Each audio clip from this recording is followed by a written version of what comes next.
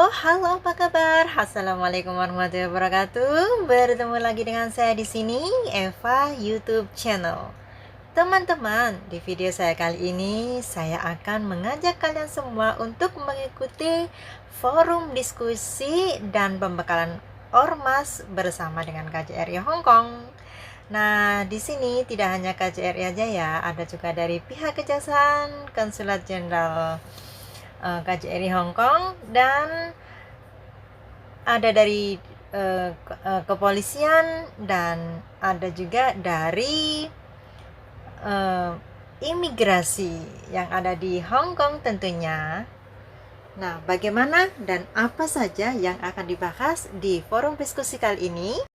Pada tanggal 25 Juli 2021, yaitu tepatnya bertepatan dengan hari Minggu ya teman-teman, kita mendapat undangan dari pihak KJRI Hong Kong untuk mengikuti forum diskusi dan pembekalan ormas yang ada di Hong Kong. Nah, tempatnya yaitu di Bank BNI di Admiralty ya teman-teman.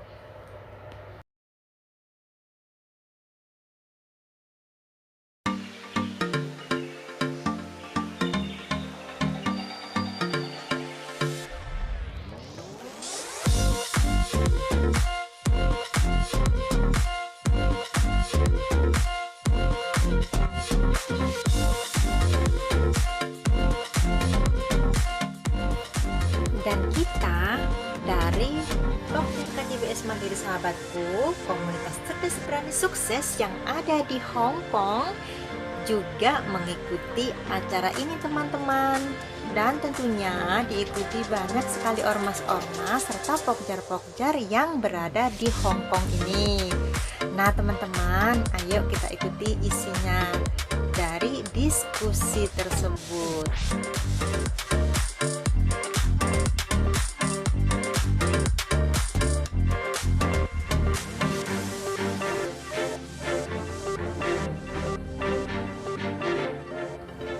Nah teman-teman, tanpa menunggu berlama-lama, ayo kita ikuti apa sih yang dibahas di forum diskusi dan pembekalan ormas di Hong Kong. Nah langsung saja kita ikuti acaranya ya, jangan di skip ya. Nah terlebih dahulu, jika teman-teman belum menekan tombol subscribe, yang belum bersama dengan Eva, ayo silahkan tekan tombol subscribe terlebih dahulu ya. Jangan lupa like serta komen dan share di sosial media yang kalian punya. Tentunya jangan dilupakan untuk menyalakan lonceng notifikasinya agar teman-teman tahu setiap kali Eva mengupload video baru.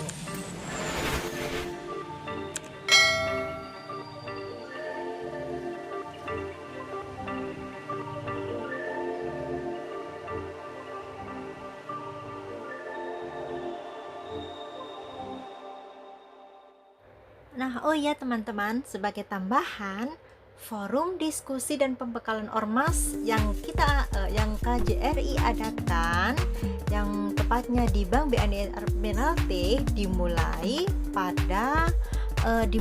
sekitar jam 2 siang ya, sampai dengan jam 4 teman-teman. Nah, ternyata acara tersebut molor ya teman-teman, maksudnya itu memang acara dimulai pada jam 2 dan selesainya itu tidak jam 4 teman-teman, karena teman-teman saking semangatnya mengikuti acara tersebut jadi sampai melebihi dari jam 4 teman-teman. Nah tentunya kita sangat berterima kasih sekali dengan apa-apa yang disampaikan oleh Bapak Awang, Bapak Agung, Bapak Ciko, dan ada Bu Ineke.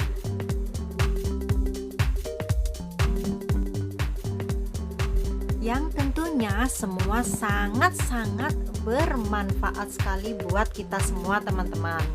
Nah, bagaimana sih kelanjutannya dari isi diskusi tersebut? Ayo kita ikuti bareng-bareng ya. Terima kasih sudah bersama Eva YouTube Channel.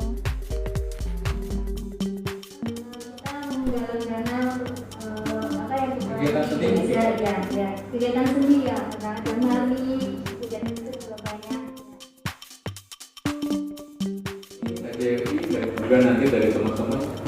juga silahkan menyampaikan masukan kepada kita, ya, input ataupun permasalahan yang dihadapi selama ini, sehingga kita bisa lebih tahu langsung dari teman-teman semua permasalahan ataupun tidak hanya permasalahan, hal-hal yang selama ini sudah dicapai oleh teman-teman di organisasi masyarakat di Hong Kong ini bisa juga dibagikan sharing kepada kita, dan kita semua bisa tahu.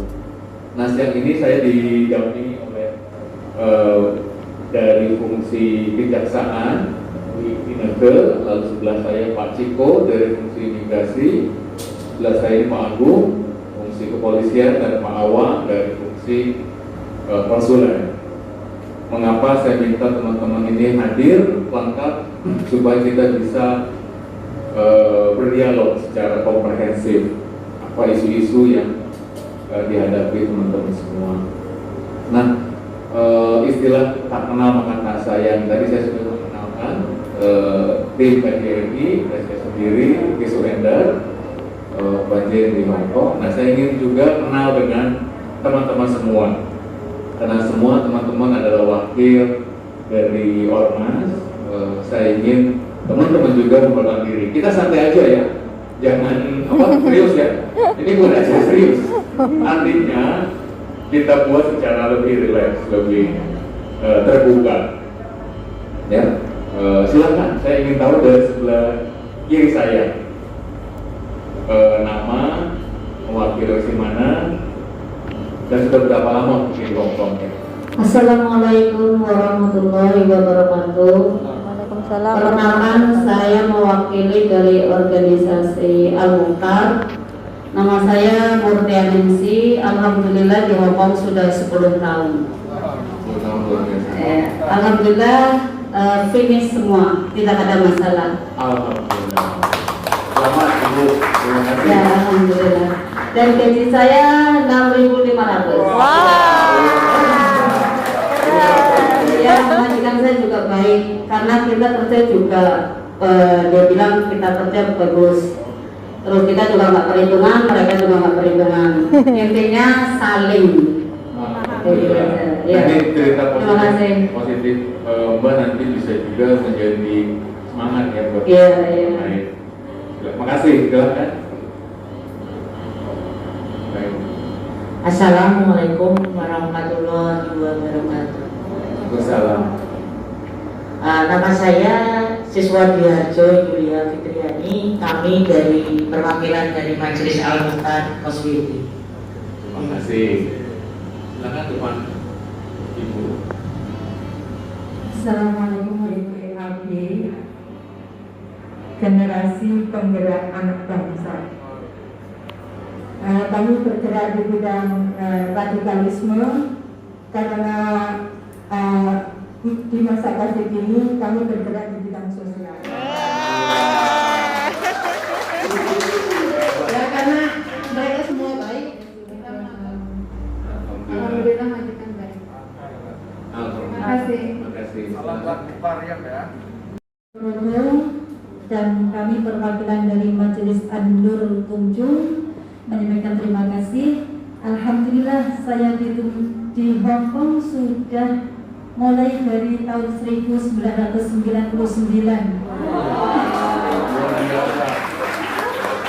Dan alhamdulillah dari kami mentaati peraturan, dan alhamdulillah majikan selalu baik. Dan yang terakhir kontrak ini sudah kontrak ke-8. Ya, alhamdulillah, terima kasih.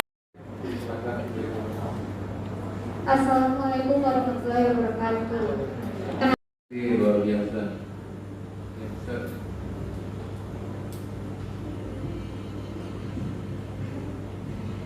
Selamat siang, nama saya Terbuka. Silakan. Apa yang dibutuhkan sepanjang kita mampu, kita akan bantu. Baik Bu Ayu, dari saya pengantar ini mungkin nanti langsung pada saat paparan, silakan diskusi kita lanjut. Baik. Baik, terima kasih Pak Konjen atas pembukaan acara hari ini. Sebelum kita berlanjut ke paparan materi, mungkin terlebih dulu kita foto bersama terlebih dulu, Pak. Pak Konjen dan Bapak Ibu pemateri izin untuk dapat berbalik ke depan. Jadi foto akan diambil dari depan bersama-sama dengan seluruh peserta. Tahun 2021, khususnya selama 6 bulan saja, KJRI Hongkong ini sudah menerima pengaduan permasalahan sampai dengan 1.376. Ini sampai bulan Juni. Kalau sampai dengan akhir Juli itu sudah 1.500 pengaduan permasalahan PMI, teman-teman mbak-mbak dan mas sekalian. Jadi ada 1.500-an orang yang mengadu ke KJRI selama 6 bulan terakhir. Jadi bayangkan per bulannya berapa dibagi 6, kemudian per harinya berapa. Kurang lebih KJRI Hongkong menangani pengaduan sekitar 12 kasus per hari yang masuk baru ya. Jadi itu jumlah yang sangat banyak dan didominasi oleh permasalahan nomor 1 adalah ketenagakerjaan. Nomor 2 itu lainnya itu BNI sakit, kemudian hilang kontak dan lain sebagainya. Kemudian pidana dan imigrasi. Nah, nanti pidana ini mungkin menarik, nanti Pak Agung akan menceritakan karena saya lihat dari backgroundnya teman-teman ini banyak terkait dengan dunia usaha.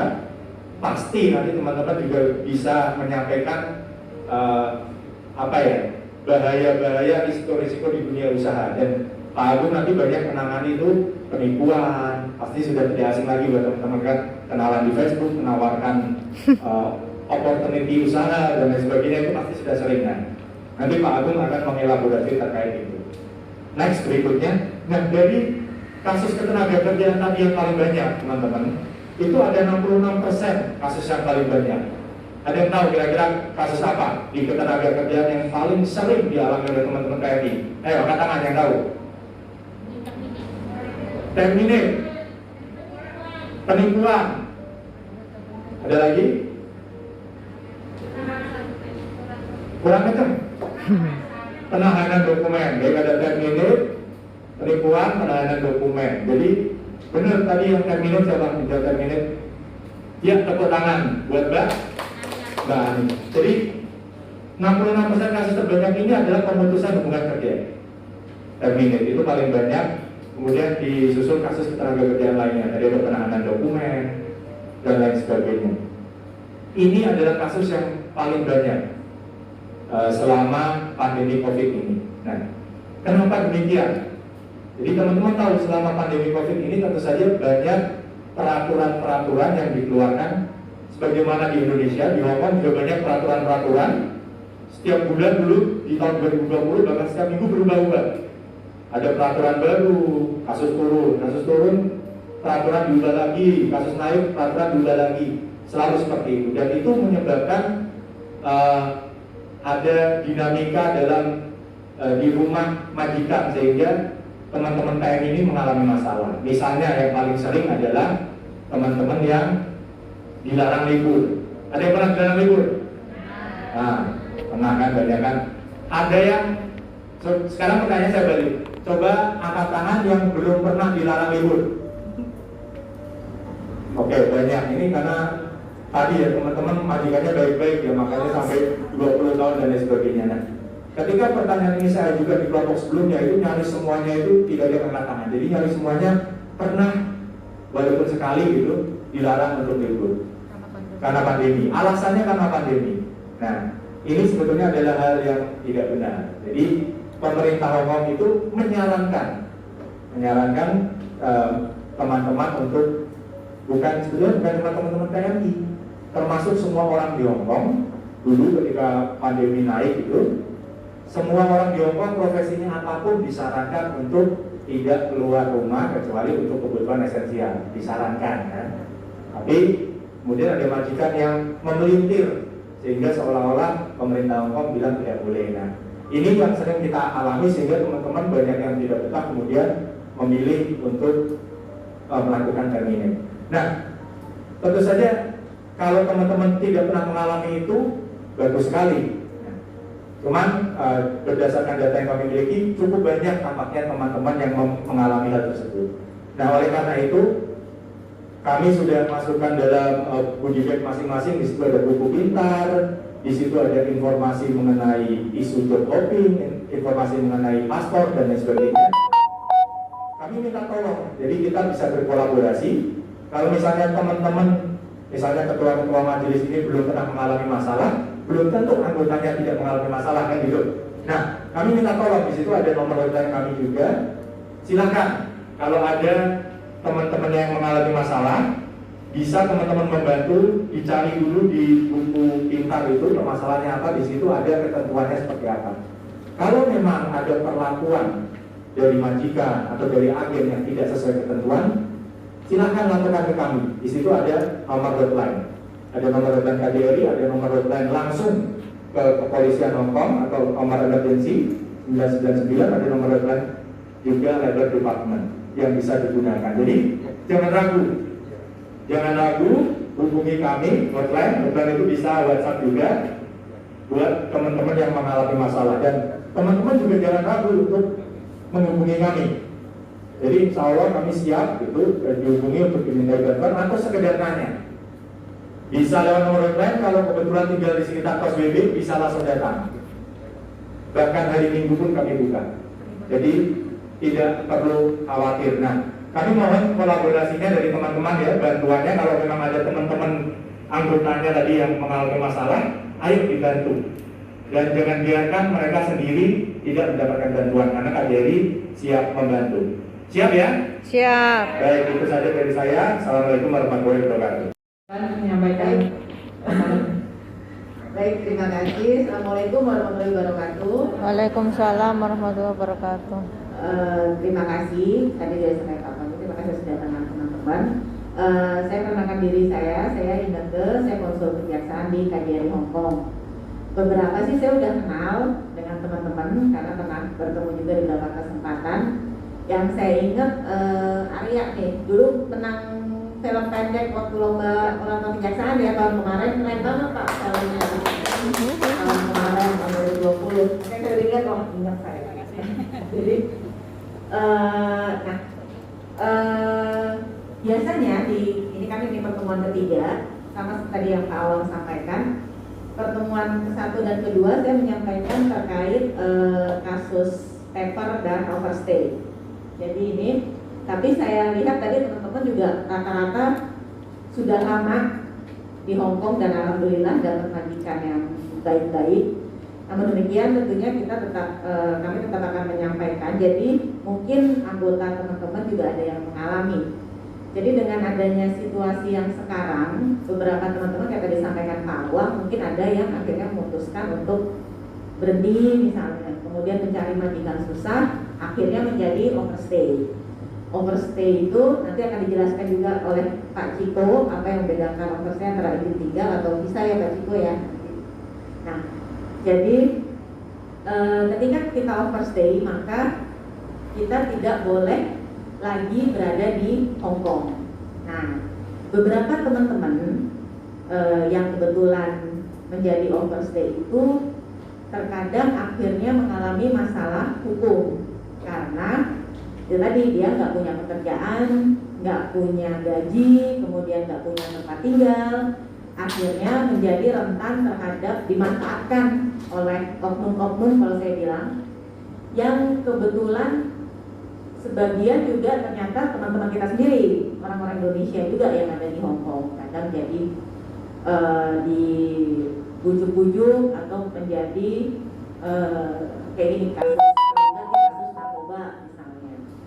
Nah, jadi tolong dong ambilin paket saya misalnya, karena teman dia kenal kemudian ke Indonesia. Nah, sebenarnya alasan yang sah diterima sesuai peraturan adalah ketika misalnya kalau dia pulang ke negara asal dia akan dibunuh karena rasnya misalnya karena dari suku tertentu, maka ketika pulang ke Indonesia akan dibunuh misalnya. Kemudian karena agama, misalnya karena agama saya, kemudian ketika saya pulang ke negara asal, pemerintah di negara asal tersebut tidak akan menolak saya, misalnya membantai saya, menganiaya dan sebagainya. Kemudian karena paham politik yang dianut. Nah, faktanya saya yakin teman-teman juga melihat di Indonesia kan tidak seperti itu ya. Nah, namun alasan-alasan itu yang digunakan oleh teman-teman yang kurang paham. Itu kemudian pemerintah Hong Kong memberikan semacam paper, yaitu semacam surat izin atau recognition dokumen istilahnya di sini yang sebenarnya untuk bisa tinggal di Hong Kong.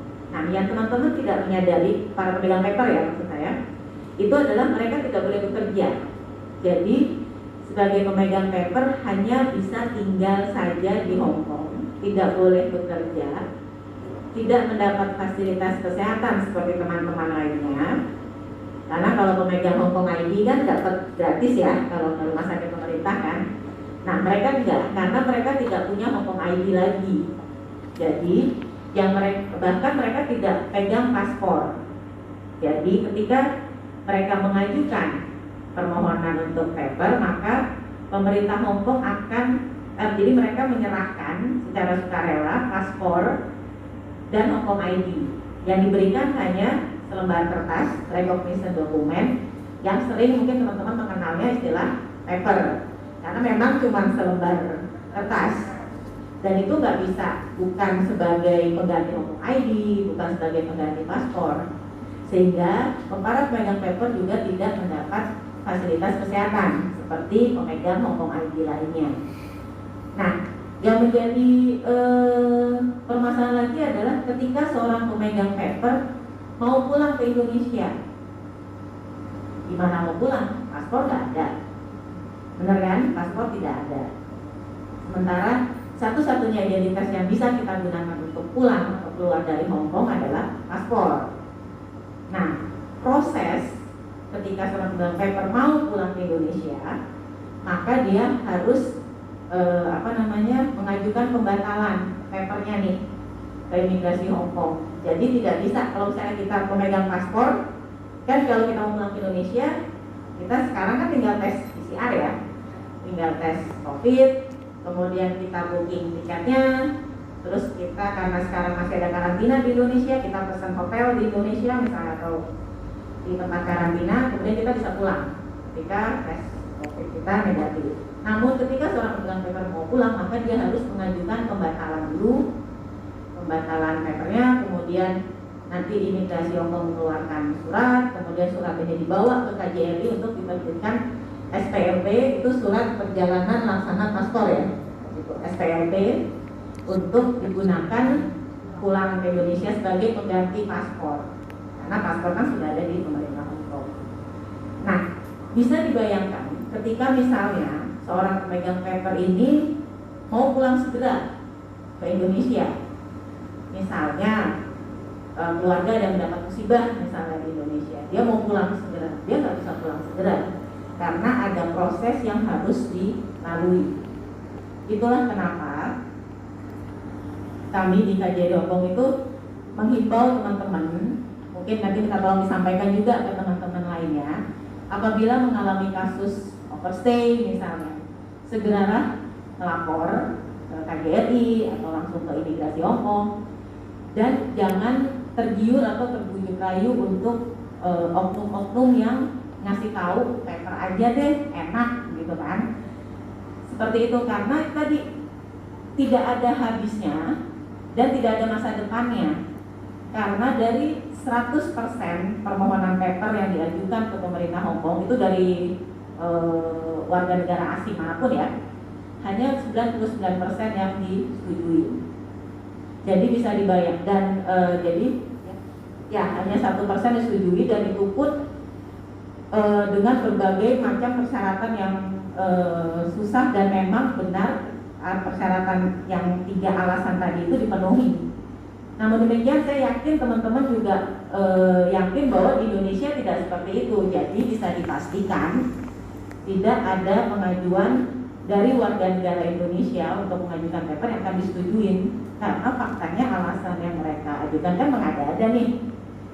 Alasan ketika kita ngobrol dengan teman-teman yang mengajukan paper, rata-rata mereka bilangnya, saya nggak mau pulang Bu, saya banyak utang, atau saya punya pacar di Hong Kong, atau ya tadi saya malu buat pulang ke Indonesia karena saya merasa belum sukses di Hong Kong. Nah, namun demikian kan perlu diingat ketika menjadi paper, ya mau apa lagi karena nggak bisa kerja kan. Jadi nggak bisa juga kirim uang ke rumah. Kerja part time pun nggak boleh. Jadi kami ingatkan lagi sebagai seorang, misalnya ada teman-teman yang memegang paper, tolong diingatkan kerja apapun tidak diperbolehkan. Itu sudah melanggar peraturan Hong Kong. Nah, jadi minta tolong disampaikan juga, nggak ada. Jadi kami memahami di sini ada yang kerja part time gajinya lebih besar daripada yang kerja biasa. Namun demikian itu sudah melanggar hukum, melanggar peraturan. Sehingga ketika seorang pemegang paper bekerja, maka dia melanggar dua peraturan nih, bahwa di peraturan dia sebagai pemegang paper, kemudian dia bekerja dengan tidak sesuai peraturan yang ada di Hong Kong, ada izin kerja dan lain sebagainya. Jadi kami harapkan teman-teman juga bisa menyampaikan ke para anggota-anggota lainnya supaya bisa menghindari overstay, kemudian menghindari pengajuan paper dan lain sebagainya. Mungkin itu saja penyampaian saya, nanti bisa kita lanjutkan di diskusi. Wassalamualaikum warahmatullahi wabarakatuh. Terima kasih Bu Ineke. Selanjutnya langsung saja kami persilakan Bapak Ciko untuk menyampaikan paparan terkait keimigrasian. Silakan Pak. Oke, saya dulu.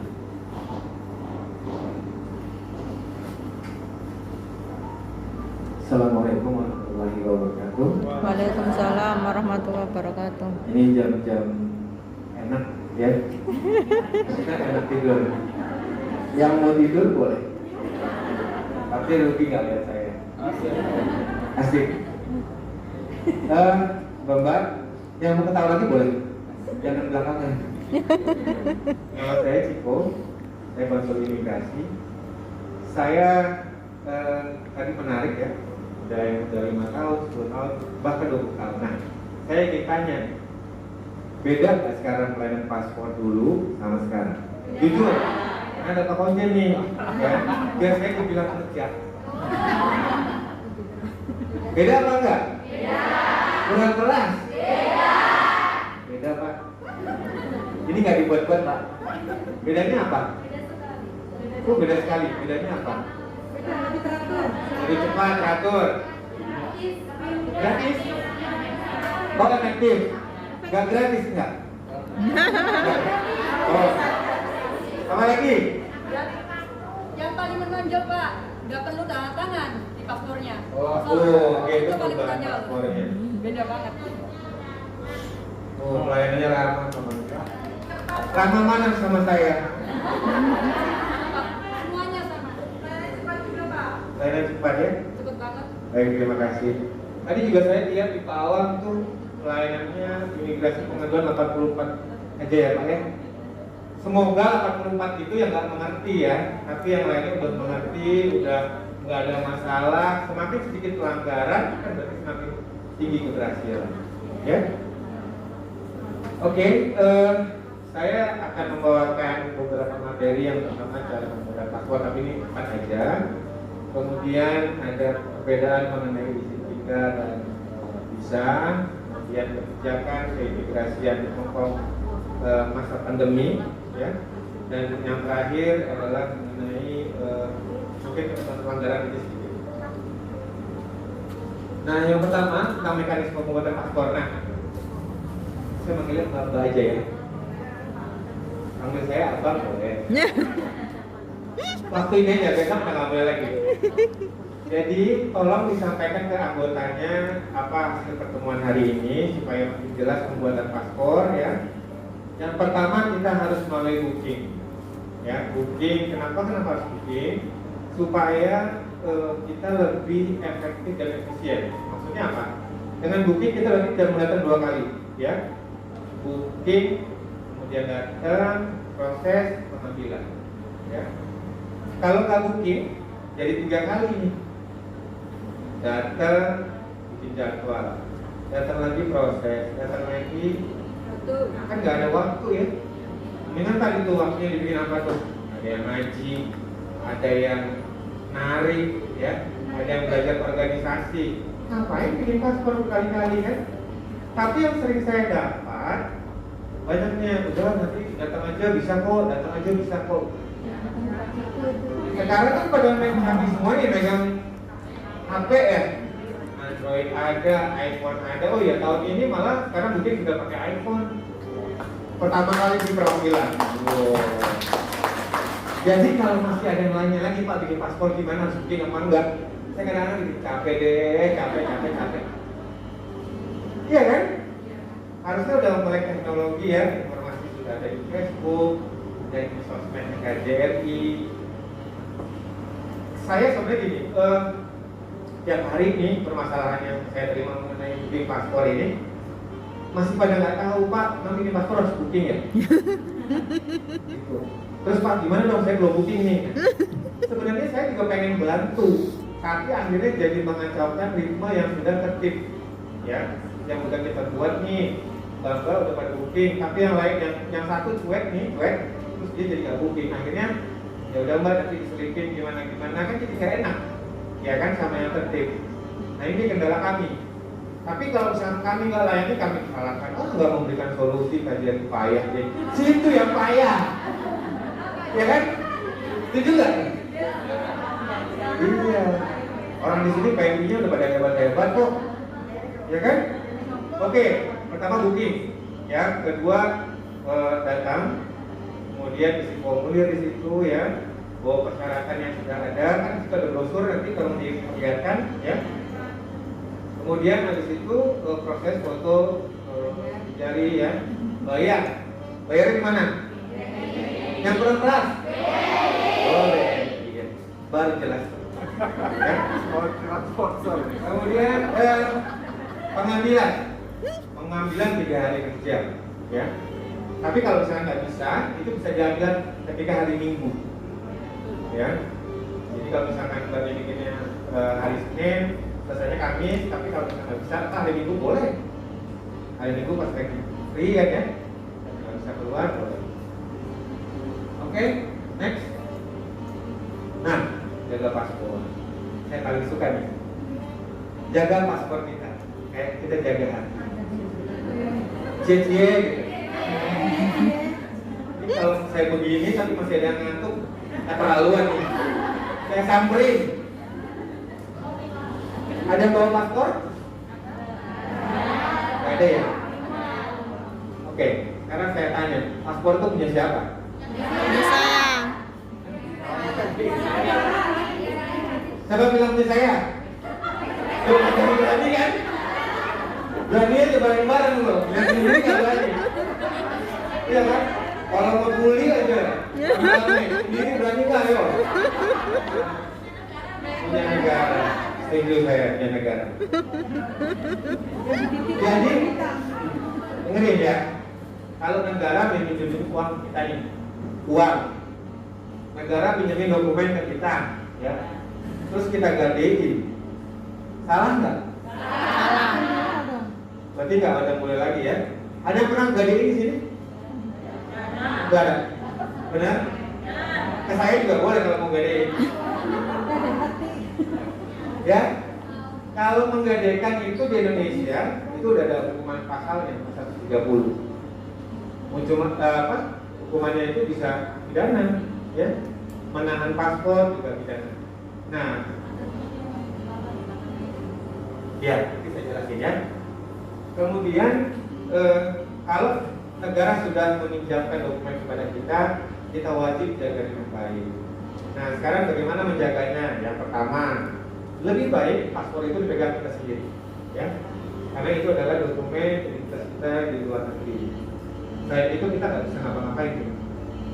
Kemudian yang kedua, boleh ditaruh di majikan. Kalau misalkan untuk keamanan, ya, karena kita nggak tahu nih, kadang-kadang tempat terbatas, takut kena air, rusak, boleh. Dititip ke agen, boleh. Tapi asal tidak ada paksaan.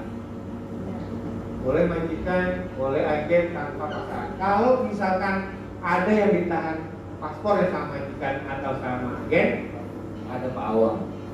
lapor sama Pak Awang. Ya, kita punya pengaduan ya Pak Awang ya di KJRI. Itu jangan sungkan-sungkan, jangan takut. Sekarang udah nggak ada modelnya lagi tuh tugas yang dalam gitu ya. Enggak, KJRI silakan datang, ngobrol cerita itu boleh asal ada kasus ya. Jangan kalau datang Pak udah uang, saya juga pusing kalau gitu ya. Oke, lanjut. Nah, yang ketiga ini agak penting nih, agak fokus.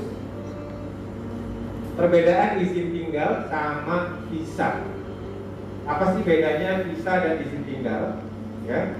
Yang pertama, visa dulu saya jelasin. Visa adalah izin masuk nih yang diberikan oleh suatu negara untuk memasuki suatu wilayah.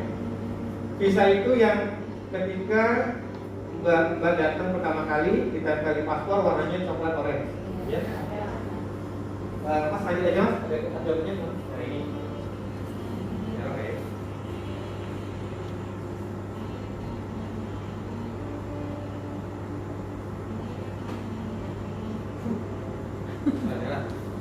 Ini visa, ya.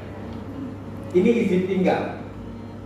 Ketika Mbak datang pertama kali, kan punya kontrak 2 tahun ya.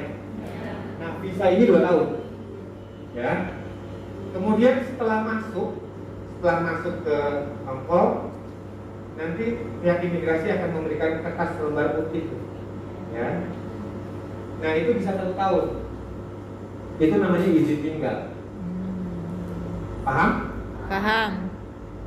Yang warna coklat visa, yang warna putih izin tinggal. Pak, gimana kalau setelah 1 tahun? Biasanya ada namanya cuking ya, setelah cuking. Dulu cuking keluar, sekarang ada penundaan cuking, nanti saya jelaskan selanjutnya. Nah, ketika 1 tahun diberikan, itu harus diperpanjang lagi kan, 1 tahun. Pak, kalau saya di sini kan udah masuk berlakunya nih, setahun ya. Terus saya lewat Pak, itu overstay apa enggak? Nah, bukan, itu bukan overstay. Yang overstay itu ketika Mbak melewati batas izin tinggal visanya. Ini 2 tahun. Misalkan tahun 2019 datang, kan 2021 habis. Ya. Di 2001 itu melebihi izin tinggal itu, makanya overstay. Jadi nggak usah panik kalau misalkan baru 1 tahun, Pak, tuh saya overstay nih, enggak, ya. Nah, ketika Mbak mengalami seperti itu tinggal diperpanjang aja izin tinggalnya, nggak masalah, ya. Oke mas, lanjut. Nah, ini ketentuan keimigrasian pada masa COVID-19. Tadi masalah paspor udah, sekarang izin tinggal ya. Ini kan. Imigrasi Hongkong ini mempercepat pembuatan visa 1-2 minggu, ya. Tapi prakteknya saya belum lihat benar ya. Artinya mungkin karena ada permasalahan jadi tugasnya banyak yang di rumah, masih 2-3 bulan, ya. Tetapi Pak, banyak pertanyaannya begini, kenapa Pak? Atau status saya seperti apa? Selama Mbak melakukan perpanjangan visa sebelum habis, ya, misalkan habisnya tanggal 20, ngajuinnya tanggal 18, terus 3 bulan belum jadi, 2 bulan belum jadi, statusnya bagaimana Pak? Gitu ya, itu aman. Karena sebelum visa habis. Paham? Walaupun prosesnya masih belum tahu nih berapa lama selesainya, 1 bulan kah, 2 bulan kah, itu masih aman. Ya. Kemudian pemberian visa kerja bagi yang putus kontrak kerja. Nah ini nih, ini harus hati-hati. Bapak jadi imigrasi Hongkong itu tidak akan mudah lagi memberikan visa yang berarti majikan dengan alasan kemauan sendiri. Ya. Jadi bapak kalau misalkan memang merasa itu bagus kami majikannya kasar gitu, ya itu harus ada bukti. Ya, jangan nggak ada bukti langsung keluar aja, belum tentu nanti imigrasi akan mengabulkan visa baru ini. Ya, kalau ada perekaman atau alat bukti, nah itu boleh saja. Kemudian kalau misalkan visanya ditolak, berarti harus pulang.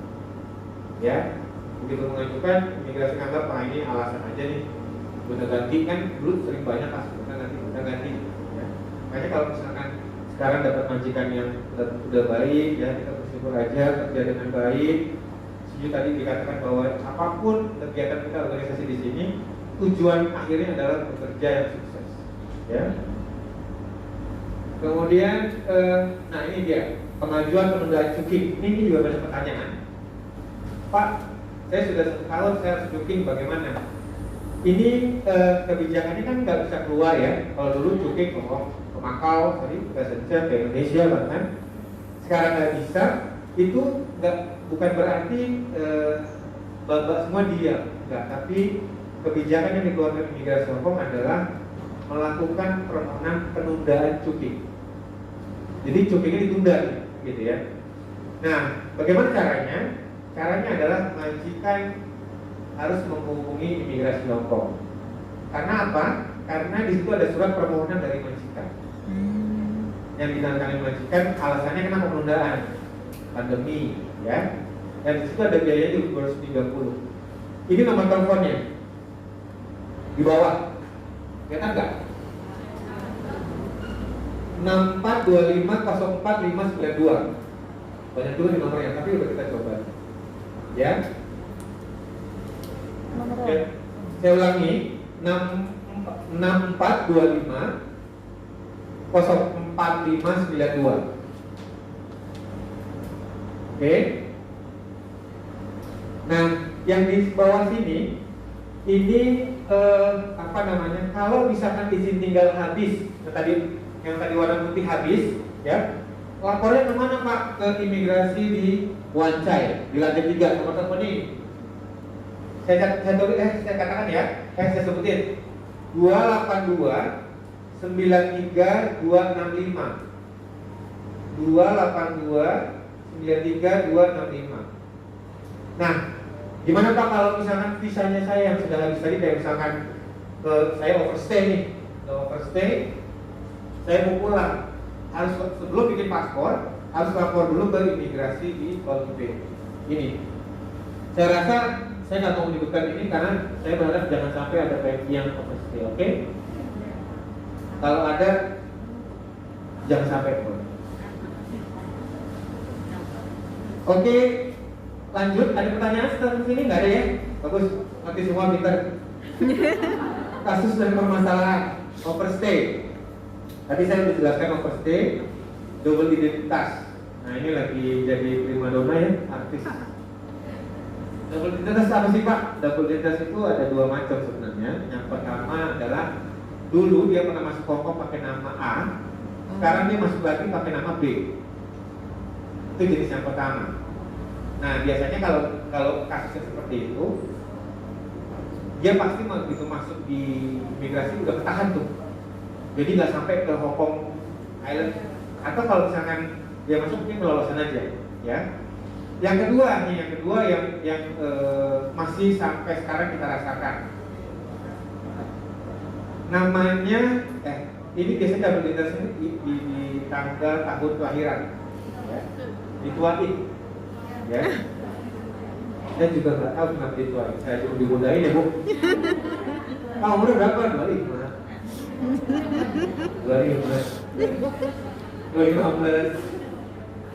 Jadi waktu buat paspor itu datanya adalah sebenarnya, ya.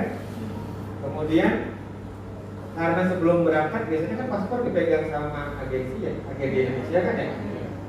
Terus nanti dikasihnya pas berangkat ya. Begitu dikasih tahu nanti kalau ditanya tanggal lahirnya yang di halaman 4 ya, itu udah dituain. Ini begitu sampai sini yang ikut aja, akhirnya kita coba akan mengeluarkan uang ID, ya kan? Begitu bikin paspor, nanti ini seru. Begitu bikin paspor, Bapak gak punya data yang dituainnya kan? Punya nggak? Punya?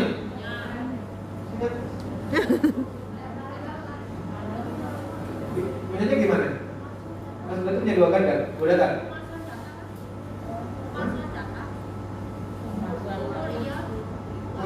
Punya data dua-duanya?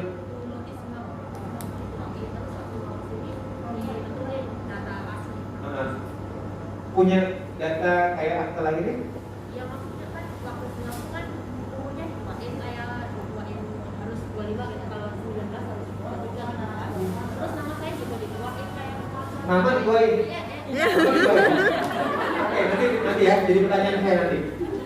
Nah, kemudian ketika ingin membuat paspor, kan kami harus menyesuaikan ya. Karena pembuatan paspor udah by sistem. Jadi data yang awal di Indonesia buat itu dengan data yang ada di KJRI sama. Nah, ketika sudah berubah, kan kami sulit untuk merubahnya ya. Jadi ketika ada permasalahan double data, membuat paspor di KJRI ditolak atau tidak bisa dibuat, itu bukan karena saya yang nolak atau bukan karena KJRI yang nolak, tapi data yang awal itu tidak bisa sama dengan data yang terakhir. Jadinya sistem aja bingung. Kalau sistem bingung, apalagi kita. Ya, paham nggak maksudnya? Paham. Jadi bukan saya di Ciko yang nolak nih, bukan. Orang saya cuma menjalankan aja, oh ini dasarnya ini. Ternyata nggak bisa. Ketika itu kan data begitu bikin paspor kan dikirim nih, ya ke Jakarta ke bank data. Di bank datanya nolak, oh ini nggak sama orangnya. Namanya benar, tanggal lahirnya hanya satu, ini kok ada dua nih. Karena dokumen perjalanan paspor itu nggak sembarangan dibuat. Banyak kasus dibuatin paspor aja, ternyata orangnya orang yang satu pun datanya banyak, ya kan? Akhirnya rame. Dan jadi narapidana banyak seperti itu. Koruptor kabur dengan banyak paspor, ya kan? Sekarang sistemnya udah dibetulin nih. Nah, kita harus paham bahwa nanti kalau disampaikan ke teman-teman, coba cek ada double data nggak? Biasanya halaman 4 itu dituliskan, nah, tahun lahirnya dituangkan. Kalau ada, lapor ke KJRI. Ingat, lapornya kemana? KJRI. Supaya apa? Supaya kami coba memberikan solusi. Ya, paham? Paham. Kita lanjut, Mas. Nah, ini penggunaan paspor nih. Sebentar aja ya.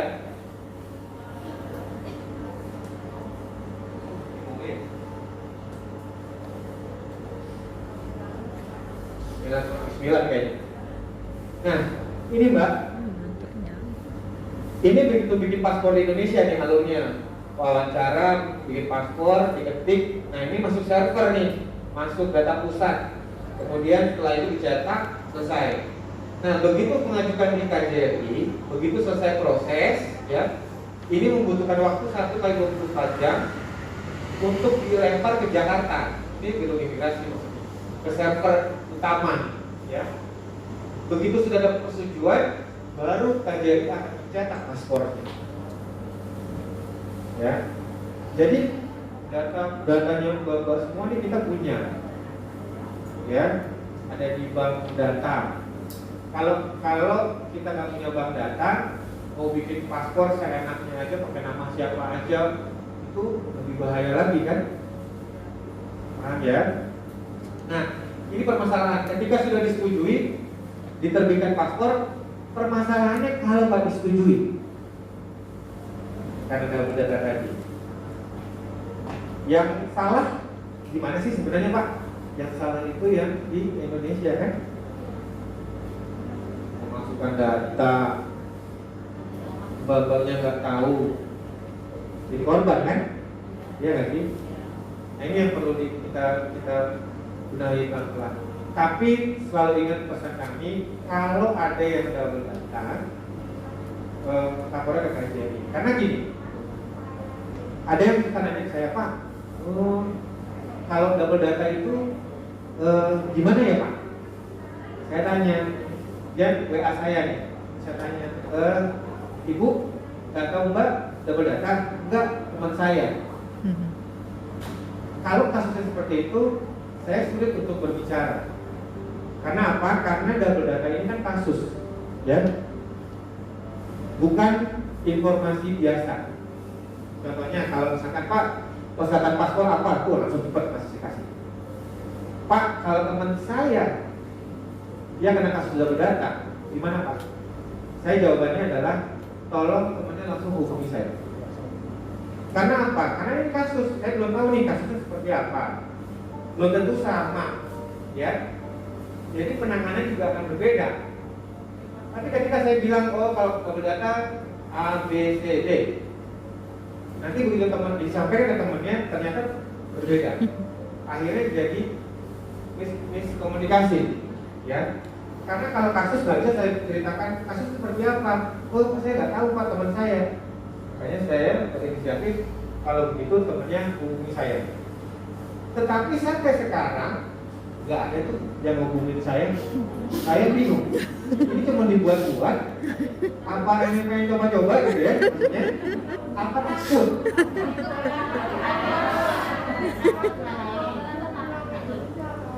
Nah ini makanya Mbak-mbak ada di sini untuk membantu kami memberikan informasi. Nggak usah takut. Pasti ujung-ujungnya KJRI. Iya kan? Maksudnya kalau misalkan KJRI nggak membantu, ada KJRI nggak membantu? Nggak ada kan?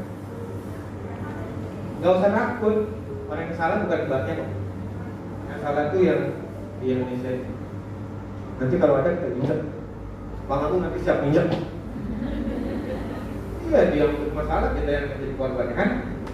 Nah, jadi kalau ada temannya yang memang mengambil data, silakan suruh hubungi saya atau pengaduan KJRI Hongkong. Oke? Lanjut Mas. Habis. Salam hebat. PNI hebat. Coba. Mulai kali aja ya. Kalau saya bilang salam PNI hebat, Bapak Ibu bilang hebat. Bareng ya, kalau bareng ulang. Salam PNI hebat. Indonesia bangga. Salam PNI hebat. Indonesia bangga. Sekarang dulu semuanya. Tangan sebagai kita semua. Terima kasih Pak Ciko. Nah, demikianlah tadi teman-teman acara forum diskusi dan pembekalan Ormas di Hong Kong yang diadakan di Bank BNI Admiralty Hong Kong. Terima kasih teman-teman sudah bersama Eva Channel di sini. Dan buat teman-teman yang baru gabung atau baru menemukan channel Eva ucapin terima kasih banyak dan jangan lupa tekan tombol subscribe, like, serta komen dan share ya. Jangan lupa pula lonceng notifikasinya. Bunyikan lonceng notifikasinya agar teman-teman tahu setiap kali Eva mengupload video baru. Dan buat teman-teman yang sudah setia bersama Eva atau sudah bergabung bersama Eva, terima kasih atas dukungannya, terima kasih atas dukungan kalian yang sudah mendukung sepenuhnya channel Eva ini. Terima kasih ya. Semoga kita semua senantiasa dalam lindungan Allah Subhanahu wa taala. Dan semoga di musim pandemi ini kita senantiasa mengikuti prokes ya teman-teman. Protokol kesehatan ya agar kita senantiasa terlindungi dan terjaga dari virus bakteri teman-teman. Nah, semoga COVID-19